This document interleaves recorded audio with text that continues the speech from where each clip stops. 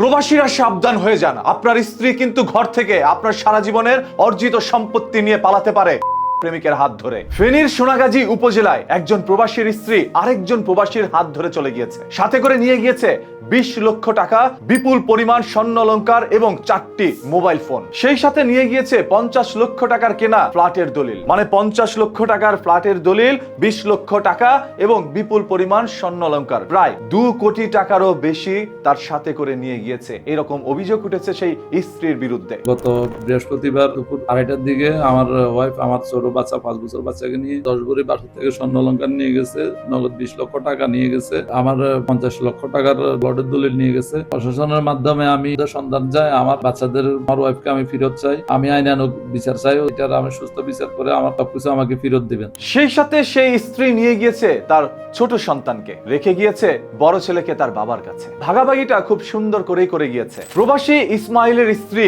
ফেরদৌস নিপু চলে গিয়েছে আরেক প্রবাসীর হাত ধরে। এরপর সেই প্রবাসী ইসমাইল বলছে, আমি আমার স্ত্রীকে ফেরত চাই, সাথে যা কিছু নিয়ে গেছে সবকিছুই আমি ফেরত চাই, এজন্য আমি কোর্টে তাদের বিরুদ্ধে করব।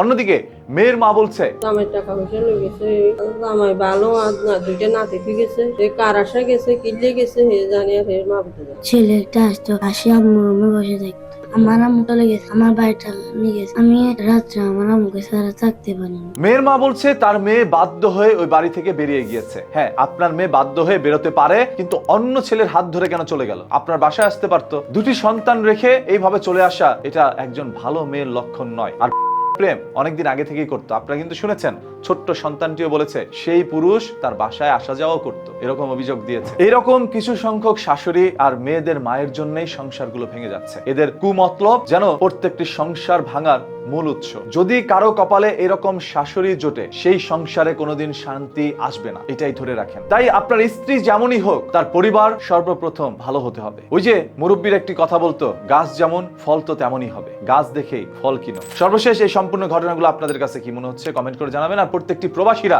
এই ভিডিওটি শেয়ার করে দেন, যাতে করে প্রবাসীরা সতর্ক থাকতে পারে, তাদের এত কষ্টের আয়ের অর্জিত সম্পত্তি যেন কেউ ছিনিয়ে নিতে না পারে। একজন প্রবাসী জানে কিভাবে তিনি তার জীবনটা বিসর্জন দিয়ে এই টাকা উপার্জন করেছে। প্রতিদিনের এই ধরনের ঘটনা, দুর্ঘটনা, লুকোনো সত্য জানতে চোখ রাখুন নিউজ কিতে। পেজটাকে এখনই ফলো করে রাখেন।